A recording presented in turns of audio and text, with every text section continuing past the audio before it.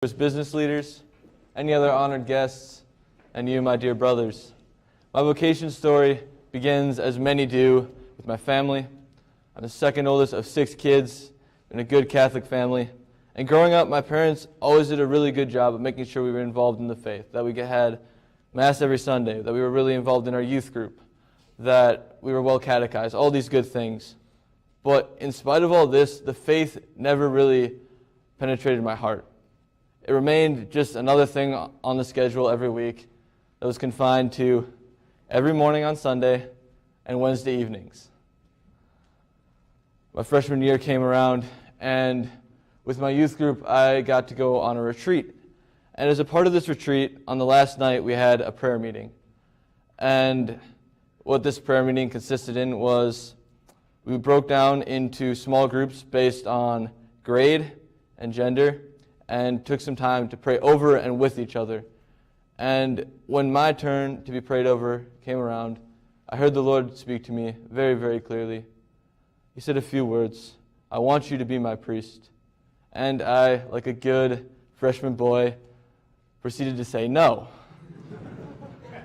I told the Lord that I want to get married, to have a family, a house, a nice car, a good job, all these things. And I threw that in the Lord's face, saying, "This is what I want for my life. This is what I'm going to do." And the Lord proceeded just to say one more time, "I want you to be my priest." And that shut me up. I didn't have anything else to say. There was no other response I could make to that. So coming off that retreat, I said, okay, I guess I'm going to graduate high school and join seminary, become a priest, whatever. But because the faith had never penetrated my heart, over the course of the next years, a couple of years of high school, that call faded away until my old plan was once again what I was going to do once I graduated.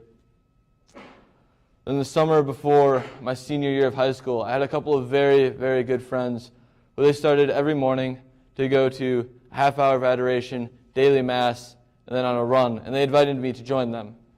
And I thought, well, I need to work out, and I would love to spend some more time with my friends, so I guess I'll go to Mass and adoration as a part of this. And so I started to go.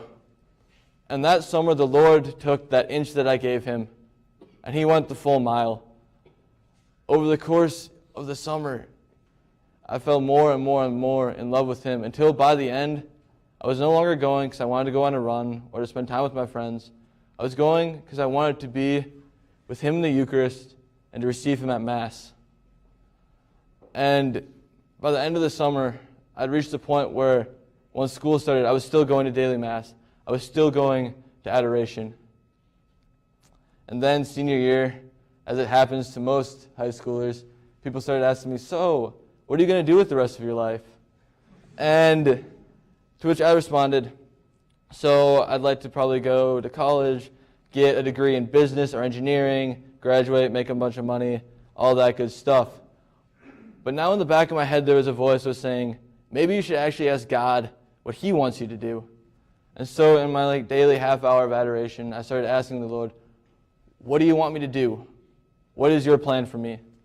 And he kept bringing me back to a passage from the gospel, the call of Matthew.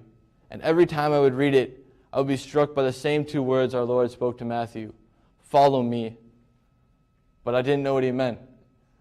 I just didn't know how he wanted me to follow him. And so over the course of that semester, I just kept wrestling with this, asking the Lord, "What do you mean? How do you want me to follow you?" Later that fall, a very good friend of mine who was in seminary at the time, Michael Bilijeski, invited me to come on a visit to the seminary, and I agreed. And on that visit, one of the talks given by one of the priests talked about following the Lord and how the call to follow me and how that is lived out in and fulfilled in the priesthood. And during that talk, I could feel and hear the Lord telling me, "This is what I mean. This is how I want you to follow me." And with that came just enormous peace and joy at finally figuring out what it was the Lord was telling me and where he wanted me to be once I graduated. After the visit, I got in touch with our vocations director and started the seminary application. One thing led to another. I ended up in seminary by some miracle, And I can honestly say now that these past couple of years in seminary have been one of the greatest gifts God has given me. I've grown so much in relationship with Him as a person. And all I can say is praise be Jesus Christ. Now and forever.